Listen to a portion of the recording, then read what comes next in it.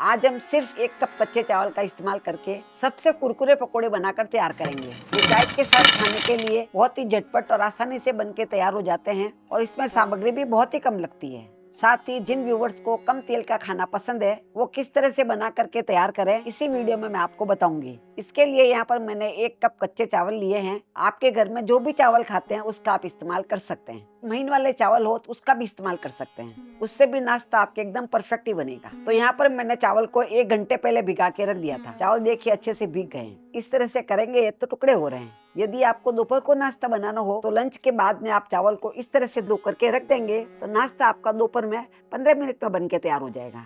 अभी हम इसका पानी निकाल लेंगे और इसे एक मिक्सी के जार में ट्रांसफर कर लेंगे। पानी हम इसमें नाप के ही डालेंगे, ज्यादा पानी नहीं डालना है। ज्यादा पानी डालेंगे तो अच्छे से नहीं पिसेगा। अभी इसमें लगभग 3 से 4 टेबल स्पून जितना पानी डाल देते हैं। मैंने 3 टेबल स्पून जितना पानी डाल दिया है और ढक करके इसे पीस लेते हैं। तो आप देख पा रहे हैं अभी तक ये पिसा नहीं है।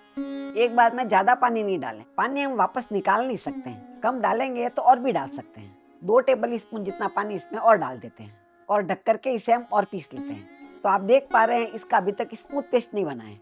पेस्ट हमेशा क्रीम की तरह बनना चाहिए। हल्का ये दरदरा लग रहा है इस समय। तो साइड में जो चावल आगे है उसको हम सेंटर में ले लेते हैं और थोड़ा पानी इसमें और डाल देते हैं। लगभग 2 से 3 टेबल स्पून जितना पानी इसमें और डाल देंगे और ढक करके इसे पीस लेंगे।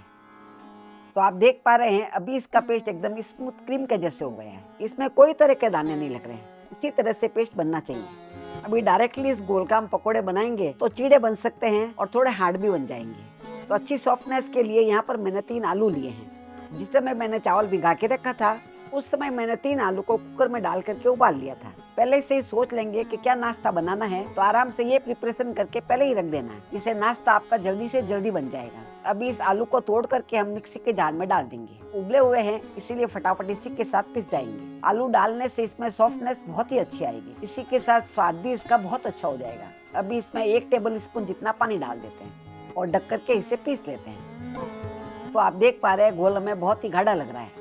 इतना गाढ़ा घोल नहीं होना चाहिए। 2 टेबल स्पून जितना पानी और डाल देते हैं। पानी के आप थोड़ा थोड़ा करके ही डालें जिससे कि आपके घोल एकदम परफेक्ट बन के तैयार हो। अभी ढक करके इसे पीस लेते हैं। तो आप देख पा रहे हैं अभी इसका पेस्ट बहुत ही अच्छा बन गया है। यदि आप एक ही साथ में पानी डाल देंगे तो पेस्ट आपका अच्छा नहीं बनेगा। ये एकदम परफेक्ट है। ये बिल्कुल क्रीम के जैसे लग रहा है। अभी इसे एक बाउल के अंदर ट्रांसफर कर लेते हैं। तो आप देख पा रहे हैं घोल कितना स्मूथली गिर रहा है। जिस तरह से स्टेप बाय स्टेप करके हमने इसे पीसा है उसी तरह से आप भी पीस के तैयार करें। आपके घर में भी एकदम परफेक्ट ही बनेगा। इसमें एक भी चावल का पीस या आलू का पीस दिखाई नहीं दे रहा है। एकदम परफेक्ट क्रीम के जैसे बना है। अब ये गोल अच्छे से सेट हो जाए इसीलिए ढक करके इसे 5 मिनट के लिए साइड में रख देते हैं। तब तक यहाँ पर मैंने एक पैन लिया है। तो पैन में सबसे पहले 1 टेबल स्पून जितना तेल डाल देते हैं और गैस को चालू कर देते हैं। अभी तेल हमारे गर्म हो गया है।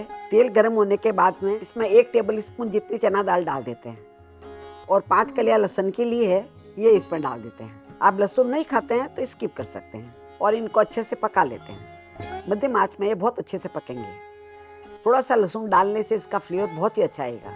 चना दाल तो सभी के घर में मिल जाती है इसीलिए मैंने चना दाल का इस्तेमाल किया है। अभी आप देख पा रहे हैं लहसुन भी हल्के हल्के पक गए हैं। बहुत ज्यादा इस समय इसे नहीं पकाना है। अभी यहाँ पर मैंने 1 कश्मीरी लाल मिर्ची ली है जिसको इस तरह से टुकड़ा टुकड़ा कर लिया है। इसको भी इसी के साथ में पका लेंगे। यदि आपके पास सूखी लाल मिर्ची नहीं है इसकी जगह पे आप हरी मिर्ची भी डाल सकते हैं। अभी यहाँ पर मैंने एक प्याज लिया है इसको महीन महीन काट लिया है। प्याज को आप इस तरह से पतला पतला काट के ही डालें। वैसे आपको हमारे वीडियो पसंद आते हैं आप इसे लाइक जरूर किया करें। इसी के साथ आप कमेंट करके फीडबैक भी दिया करें। तो देखिए लहसुन का धीरे धीरे और भी अच्छा कलर आ गया है। एक साथ में हमें डार्क नहीं करना है। थोड़ा सा पकाने के बाद में प्याज डाल देना है। प्याज का भी हमें कलर चेंज नहीं करना है। देखिए हल्का ट्रांसलूसेंट दिखने लग गया है। बस इतना ही पकाना है। अभी यहाँ पर मैंने 3 टमाटर लिए हैं। ये छोटी साइज के टमाटर थे इसीलिए मैंने 3 लिए हैं। बड़ी साइज के टमाटर हो तो आप 2 ले सकते हैं। यदि आप इसमें टमाटर नहीं डालना चाहते हैं तो इसकी जगह पे आप इसमें 1/4 कप जितना नारियल डाल दें और 1 टेबल स्पून जितना इमली डाल दें। उससे भी इसमें अच्छी खटाई आ जाएगी और टेस्ट भी बहुत अच्छा हो जाएगा। अब ये सब अच्छे से पक के तैयार हो इसीलिए इसमें ½ टी स्पून जितना नमक डाल देते हैं। तो नमक आप अपने स्वाद के अनुसार कम ज्यादा डाल सकते हैं। टमाटर डालने के बाद में मैंने 1 मिनट तक और पका लिया है। अभी इसमें आधा कप जितना लगभग पानी डाल देते हैं और इसी के साथ इसमें 1 टेबल स्पून जितना सांभर मसाला डाल देते हैं। सांभर मसाला इस समय डाल देंगे तो इसका फ्लेवर इसमें बहुत ही अच्छे से आ जाएगा। ये सांभर मसाला हमने घर में ही बनाया है। इसमें डालते ही इसकी खुशबू बहुत ही अच्छी आने लग गई है। अभी ढक करके इसे हम 3 से 4 मिनट तक पका लेंगे। 3 से 4 मिनट पर हमारे टमाटर अच्छे से सॉफ्ट हो जाएंगे। अभी मध्यम आंच में मैंने इसे 3 से 4 मिनट तक पका लिया है। अभी खोल के देख लेते हैं। तो आप देख पा रहे हैं इतनी देर में टमाटर हमारे सॉफ्ट हो जाते हैं। टमाटर देखिए गल गए हैं सारे, और सांभर मसाले की खुशबू तो इसमें बहुत ही अच्छी आ रही है। अभी हम गैस को बंद कर देंगे और ठंडा करके इसे मिक्सी के जार में ट्रांसफर कर लेंगे। ध्यान रखें, इसे पूरा तरह से ठंडा करने के बाद में मिक्सी के जार में डालना है, गरम गरम को नहीं पीसना है। अभी ढक करके इसे पीस लेंगे। तो आप देख पा रहे हैं बहुत ही स्मूथ पेस्ट बन गया है। अभी इसे एक बाउल के अंदर ट्रांसफर कर लेते हैं। इस समय आप देख पा रहे हैं काफी गाढ़ा लग रहा है। अभी मिक्सी के जार में काफी लगा हुआ है, इसमें थोड़ा पानी डाल देते हैं, जिससे हमारे जार भी साफ हो जाएगा और वेस्टेज भी नहीं होगा। कंसिस्टेंसी आप देख पा रहे हैं एकदम परफेक्ट हो गई है, इसी तरह से होनी चाहिए।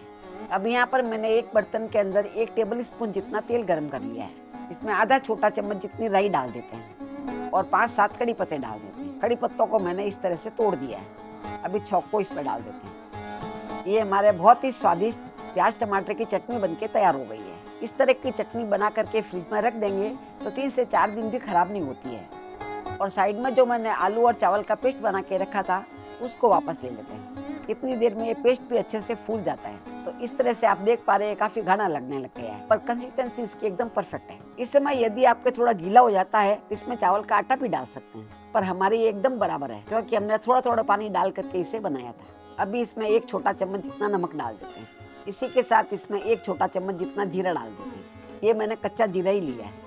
और 3 मैंने हरी मिर्ची ली है, इसको छोटा छोटा काट लिया है, ये इसमें डाल देते हैं। इसमें हम लाल मिर्ची नहीं डालेंगे, इसीलिए मैंने 3 हरी मिर्ची ली है। यदि आपके बच्चे हरी मिर्ची वगैरह नहीं खाते हैं तो आप इसकी जगह पे थोड़ा सा लाल मिर्ची भी डाल सकते हैं या चिली फ्लेक्स भी डाल सकते हैं। अभी थोड़ा सा मैंने हरा धनिया लिया है, जिसको महीन महीन काट लिया है। हरे धनिया से इसका लुक बहुत ही अच्छा आएगा और फ्लेवर भी बहुत अच्छा आएगा। अभी सभी को एक बार अच्छे से मिक्स कर लेते हैं। अभी हाथ से इसे हमें फेंट लेना है, क्योंकि इसमें हम कोई भी तरह का मीठा सोडा या इनो वगैरह नहीं डालेंगे। हाथ से इसे हमें अच्छे से फेंट लेना है। तो 2 से 3 मिनट तक आप इसे अच्छे से फेंट लें, जिससे क्या होगा, इसमें हवा भर जाएगी और ये गोल हमारे एकदम परफेक्ट हो जाएगा। इससे जब पकोड़े बनाएंगे तो काफी फूले फूले बन के तैयार होंगे। 2 से 3 मिनट तक आप ये जरूर फेंटें। तो आप देख पा रहे हैं 2 से 3 मिनट तक फेंटने के बाद में गोल हमारे कितना फूला फूला लगने लग गया है और काफी हल्का भी हो गया। देखिए, इसमें हवा भर जाती है तो काफी हल्का हो जाता है। जिस तरह से हम पकोड़े बनाने का गोल बनाते हैं उसी तरह से गोल बनाना है, न तो ज्यादा मोटा रखना है न ही ज्यादा पतला करना है। अभी साइड में मैंने तेल गर्म कर लिया है और तेल में से अच्छी आंच आने लग गई है। अभी थोड़ा थोड़ा करके इसमें छोटे छोटे पकोड़े डालेंगे, ज्यादा बड़े बड़े नहीं डालना है। धीरे धीरे आप देख पा रहे हैं ये अच्छे से फूलने लग गए। इसको अच्छे से फेंट लेते हैं तो ये बहुत ही अच्छे से फूलते हैं। आंच को डालते समय इसे तेज ही रखना है, धीरे आंच में नहीं करना है। ये चावल के कारण से बाहर से क्रिस्पी बनते हैं, क्योंकि हमने इसमें आलू डाला है, इसीलिए आलू के कारण से इसमें सॉफ्टनेस बहुत अच्छी आती है। अभी आंच को मध्यम कर लेंगे और मध्यम आंच में इसे पका लेंगे, जिससे इसका अच्छा गोल्डन कलर आ जाएगा। तो आप देख पा रहे हैं अच्छे से इसका कलर आ गया है। इस तरह से कलर आ जाता है, उसके बाद में निकाल लेना है। और आवाज भी आप देख पा रहे हैं अच्छी क्रिस्पी आ रही है। इस तरह से हम बाकी के भी बना करके तैयार कर लेंगे। मैं इसे डीप फ्राई करके बना रही हूँ। यदि आपको डीप फ्राई नहीं खाना है तो मैं एक तरीका आपको और बताऊंगी, जिससे आप थोड़े से तेल में भी बनाकर तैयार कर सकते हैं। यहाँ मैं आपको याद दिला देती हूँ, आपने हमारे चैनल को सब्सक्राइब नहीं किया है तो सब्सक्राइब कर लें और उसी के साथ में बेल आइकन दबाना नहीं भूलें। बेल आइकन दबाने से जब भी हमारा नया वीडियो आएगा आपके फोन में घंटी बज जाएगी। और फेसबुक पे देख रहे हैं तो आप हमारे पेज को फॉलो कर सकते हैं। ये मैंने बहुत ही छोटे छोटे डाले हैं, पर फूल करके काफी बड़े हो गए हैं। इस तरह से हमने जितना गोल बनाया था उसमें से हमने 3/4 के पकोड़े बनाकर तैयार कर लिए हैं। और आप देख पा रहे हैं ढेर सारे पकोड़े बनके तैयार हुए हैं। आवाज़ भी आप सुन पा रहे हैं कितने कुरकुरे बने हैं। और अभी जिन व्यूवर्स को कम तेल खाना पसंद है उसके लिए मैंने वापस गोल को ले लिया है। और यहाँ पर मैंने आधी गाजर ली है और एक छोटे साइज का मैंने प्याज लिया है। दोनों को मैंने चॉपर में डाल के इस तरह से काट लिया है। इसी के साथ यहाँ पर मैंने 1 पिंच जितना मीठा सोडा लिया है। बस इतना ही लेना है, ज़्यादा नहीं लेना है। और थोड़ा सा इस तरह से डाल देंगे, जिससे कि नाश्ता हमारा फूला फूला बन के तैयार होगा। यहाँ पर मैंने 2 सब्जियां और डाली है। आप चाहे तो कॉर्न भी डाल सकते हैं, पत्ता गोभी डाल सकते हैं, शिमला मिर्ची डाल सकते हैं। जो भी सब्जियां आपको पसंद हो इसमें डाल सकते हैं, जिससे नाश्ता और भी ज्यादा हेल्दी बन जाएगा। अभी सबको मैंने अच्छे से मिक्स कर लिया है। अभी यहाँ पर मैंने एक पैन लिया है और गैस को चालू कर देते हैं। अभी इसमें थोड़ा सा तेल लगा देते हैं। ज्यादा तेल नहीं लगाना है, बस थोड़ा सा लगाना है। अभी जो हमने गोल तैयार किया है, इस गोल का 2 से 3 चम्मच इसमें डाल देते हैं और इसको अच्छे से फैला देना है। मैं यहाँ इसे छोटे पैन में बना रही हूँ, आप चाहे तो तवे पे भी बना सकते हैं। तवे पे भी आराम से बन जाएगा। ये चिल्ले के जैसे फैल जाता है तवे पे। इस तरह से फैलाने के बाद में इसको ढक देते हैं। आँच को हम स्लो और मीडियम के बीच में कर लेते हैं। तेज आँच में नहीं बनाना है, इस चीज़ का ध्यान रखें।